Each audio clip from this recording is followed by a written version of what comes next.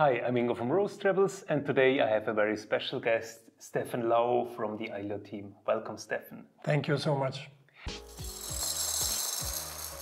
In this video, we're going to talk about the heat transfer, then also the different settings that you can use in a roast, like the power setting, the fan setting, drum speed, and then we're also going to talk about the procedure, how actually then to do a roast, how to go from one roast to the other. And that said, I would start with the power settings. So one question here before we start about the settings is on the induction, because the Aillio Bullet is working with an induction module.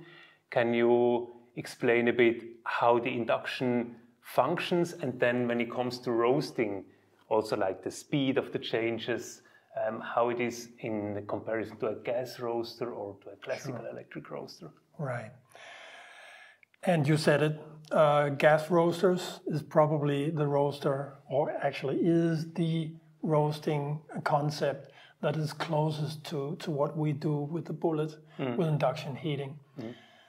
When it was the invention of using induction heating for the Bullet was actually to mimic a gas roaster as much as possible, but at the same time saving space, energy, so having a very small footprint because the induction heating takes up no space, and the speed of the heat appliance is just as fast as a gas roaster, because the induction heating is the strong magnetic field that is created underneath the Bullet. There's a big coil there, curved, so it fits snugly around the drum, and the drum then gives the resistance to the magnetic fields, so it results in heating up the drum itself. So instead of having heat like a gas flame away from the drum, and then it has to transfer that energy into the drum. And with an ordinary electric machine, with electric elements sitting away from the drum, or even not a drum, but maybe a mesh or something where the infrared heating from those elements goes straight to the beans. There's a lot of heat waste in doing that, and you can never change that heat quickly and rapidly like a gas as you can with a induction. So the drum itself become the heating element. Because of the proximity of the heat source and the drum. Yes. Okay, which also makes it very energy efficient. Sure. And the drum will adapt to a higher energy level very quickly. I mean, there's a certain amount of kilos in the drum, so it will take some time to heat up, of course, but that's the same as with any gas roaster. Going down again, of course, the heat dissipation going out of the drum will take some time, but it's not like, it's just like turning off the gas. The drum will still be hot for some time. Which is also supposed to be in order to save energy and then bring energy into the drum. So the main difference from other electric roasters is actually that the drum itself become the heating element and adapt quickly to any changes in energy applied. Interesting. And when I'm doing a roast in the Aillio Bullet, I have 9 power settings. Yes. So how are those power settings related to each other? Is it more or less linear, or? It's actually linear. So what is happening is that I think the spacing between the steps is like 250 watts. It really depends a little whether it's a version 1 Bullet or version 2.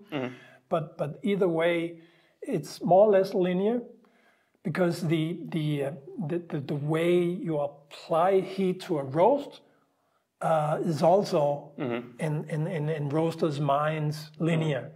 So again, the typical roast, you will apply maximum heating in the beginning. You have a high charge Yeah. temperature for a big batch of beans, and you start out with high heat appliance to maintain the momentum in the beginning. Yeah. And you probably want to see that rate of rise Yeah. to have a peak in a couple of minutes, Yeah. and then go down Yeah. either quickly or more slowly or whatever your roasting style might be. So starting with high settings, going down, and maybe shutting it off completely at the end because there's no need anymore because the bean mass is leveling off there with the heat. What preheat temperatures do you usually recommend? Well, we have a very nice table of several batch sizes in the manual. You can always consult that to see the table. Going 500 gram or something in batch size would require a setting on the version 2 bullet on 250, 60 degrees Celsius. Yeah. Right. Okay. So that would be a good starting point. Of course, again, it depends on the bean type. Yeah. Is it a very strong natural bean with a lot of sugar and a lot of chaff? You might go a little bit lower because otherwise there's a risk that you can actually burn the surface. And then with washed beans, washed Kenyas, for example, you can go all the way up without having any issues. You can actually do a very quick roast there without having any scorching or tipping or whatever. Okay. So again, it depends on the beans, but typically what you want to do is having a high application in the beginning and then level off while you increase the fan speed. So maybe the fan speed will be the next thing to talk about. Yeah, absolutely. The fan settings. So what are your recommendations on fan settings? Yeah. So fan settings, the fan is making sure that you actually have a proper airflow through the roasting chamber. I would recommend people, first of all, making sure that the fan is actually calibrated so that we know that the airflow is correct for different settings. And so, and that has been done from the factory, of course, with a new bullet. But having said that, never go lower than F2. In the beginning of a roast, make sure that there is a steady, but in the beginning, slow flow of air through the bullet to make sure that all the water that is dissipating out of the beans in the beginning until the browning process starts will actually get flushed out of the roasting chamber. If you don't do that, the water will actually condensate on the inside of the roasting chamber and might also drip out from the door.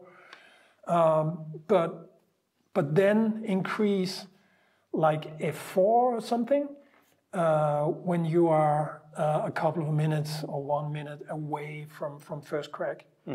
And then increase, because then the chaff is going to be released from the beans. And you want, of course, all the chaff to go through the machine into the chaff box. So that's one reason to have a sufficient airflow. And then, of course, if you roast towards the end and maybe going even to second crack, you would certainly want that smoke to also get out of the roasting chamber, not to have those smoky notes on your beans. You did some tests, or you have some experience on what settings are adding more to convective heat transfer, and at what settings it's more than taking out the heat of the chamber. Yes. What are your experiences here? Well, there's no one setting where everything changes, of course. But to our experience, it all happens around F4, F5, where if you go higher than that, F5, 6, 7, then it's actually taking out the heat of the roaster. But luckily enough, when you need to do that, that is also when you need to have the most cooling towards the end of the roast. So in the beginning, it actually adds the heating that is created around the outside of the drum is actually where the air is coming from when it's pulled through the system. So below F4, it will actually add a little to the heating appliance, making a more even roast. Making more even roast, yeah. And then when it comes to even roast, there is also another setting people talk about quite often, which is then the drum speed. Yes. So you have the possibility to set 9 different drum speeds, and what are your recommendations here on the board? Yeah. It's a very good question, and I'm sorry to say you will probably never need those low drum speeds that is actually able to be set. I would say that the going lower than D7, even D8, is waste of time. And the reason for me to be that blunt about it is you would actually want a good agitation of beans while you roast.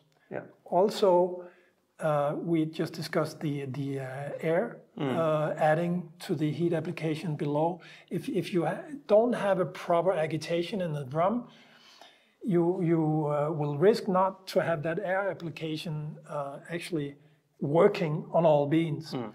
And also you would have some of the beans having too much contact to the drum. So personally, but I'm not the one to decide, you can do whatever you like, I run D9 all the time.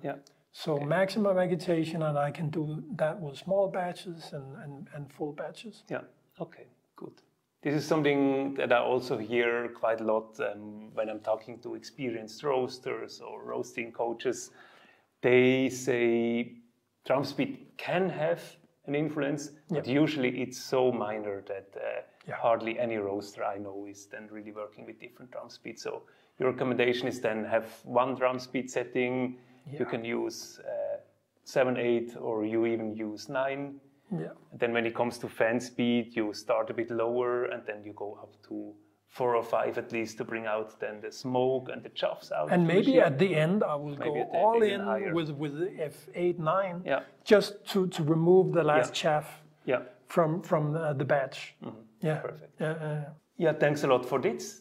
When it comes to the workflow of the roaster, so first thing I need to do before I do anything else, we've been talking about it, is the preheating of the roaster. Can you tell me a bit more about the preheating? How long does it take?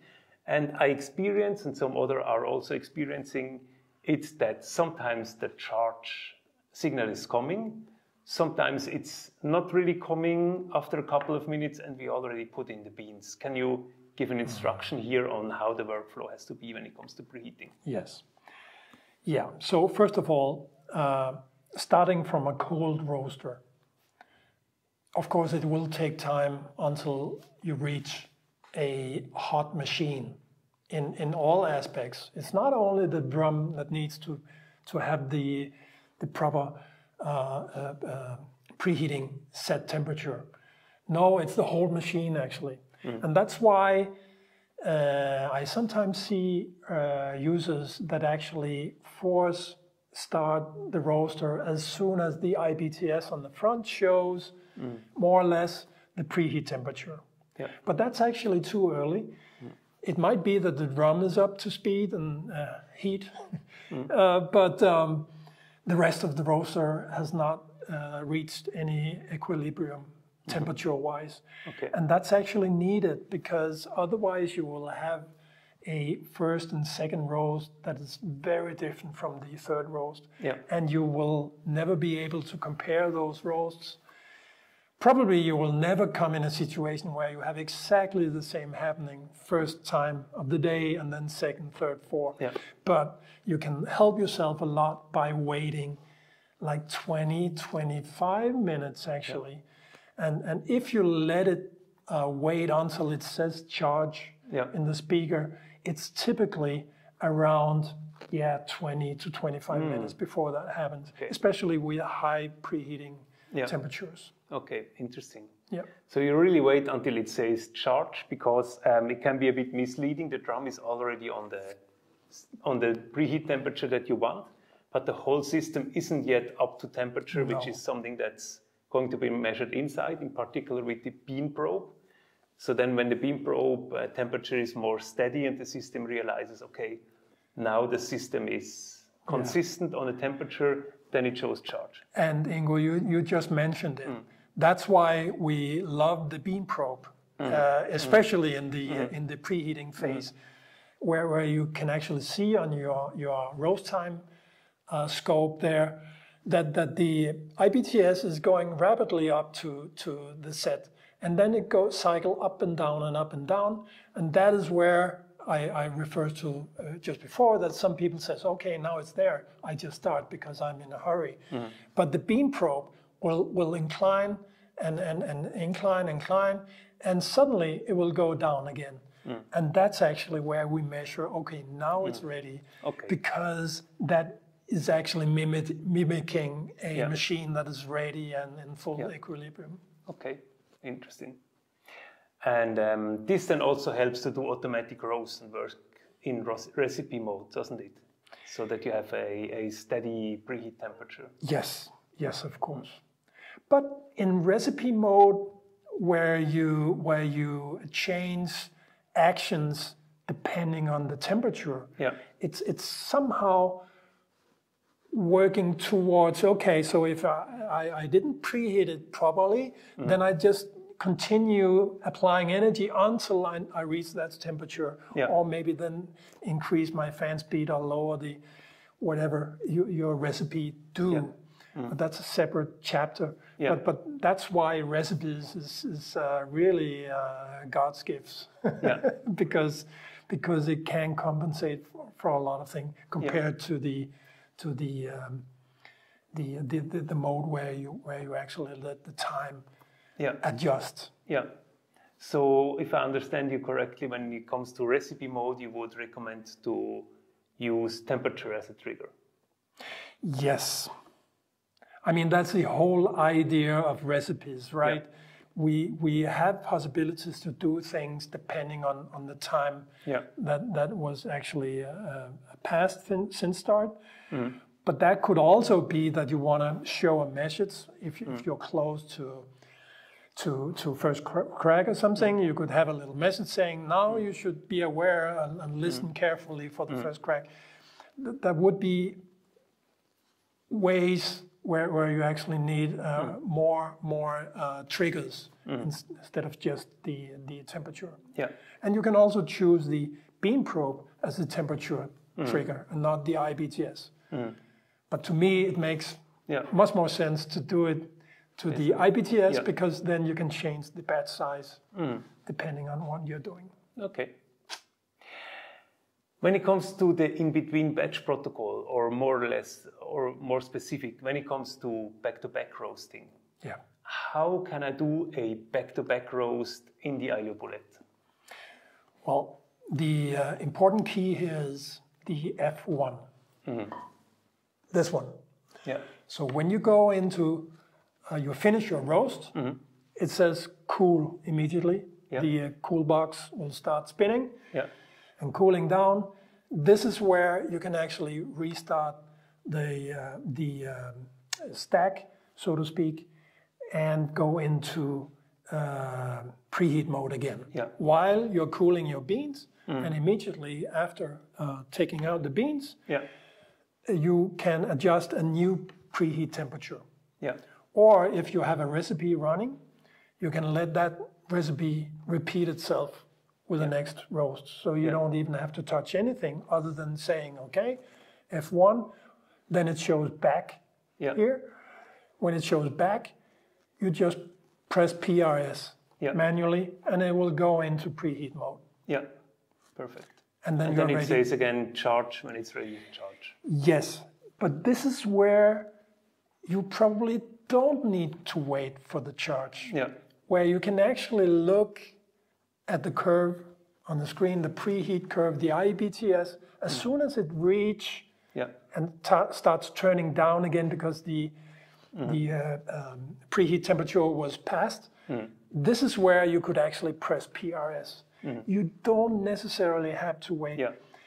That is if you do the same roast again. Most people do the same roast. But if you, for some reason, want a half batch back-to-back, then of course you will have to wait until it cooled down to the new temperature. And you will have to see that.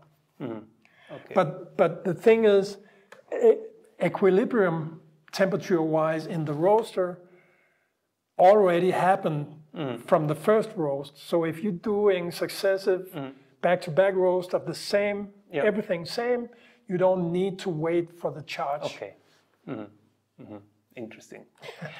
One last thing when it comes to back-to-back roasting is then the question about chaffs. How often actually do I need to empty the chaffs? And what is my procedure if I do back-to-back roasts? For example, with 1 kilo natural batches. It's a very good question. The thing is, the chaff box will get filled quickly with naturals because they produce much more chaff. And it's a matter of knowing, depending on your batch size, of course, how many batches you can run without changing it. Some users actually buy another chaff box. Take off the one it's running. There will come an error message saying, well, the chaff box is off. But you can actually put on a new one and wait until it's detected, and you can continue from there. Okay, good to know. Doing that even in batch back-to-back mode. At what point of the roast? In preheating or before I'm pressing the when you are in back, I mean, just after pressing F1. Because there you are kind of in the state between ending and starting a new roast. So this is where you can actually take out the chaff filter, chaff box, and could replace it with another one, and then go back into. As soon as you enter the preheat state, I mean, after pressing PRS, then it detects carefully whether everything is okay with the chaff filter. And that's where you don't want it to be off. And if I don't have a second chaff box, can I then use a vacuum, or what am I going to do? Or do I just need to empty it after, let's say, every second or third batch? Well, you'll have to find out yourself when the chaff box gets filled, because it's so dependent on your batch size and your bean type. But having said that, what I usually do is to take off the whole chaff box, then pull out the filler, because while it's off, why don't you clean the filter and have a look and see if it needs to be switched over to a new one or cleaned. And while you have it off, you have a very nice access to the whole box, and you can vacuum out the chaffs from there.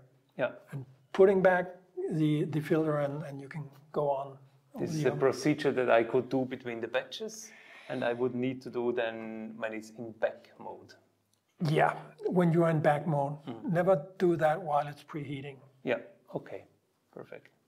Thank you, Steffen. I hope this video was helpful for you. If you want to know more about the Aillio Bullet Roaster, you can go to either the Aillio websites, aillio.com or aillio.dk for Aillio Europe, or also on our website, roasttravels.com, where you find instructions, manuals, and roasting profiles for the machine. And if you have any questions, you can come back anytime to Steffen or me. And until then, I wish you a lot of fun and success roasting on your Aillio Bullet Roaster.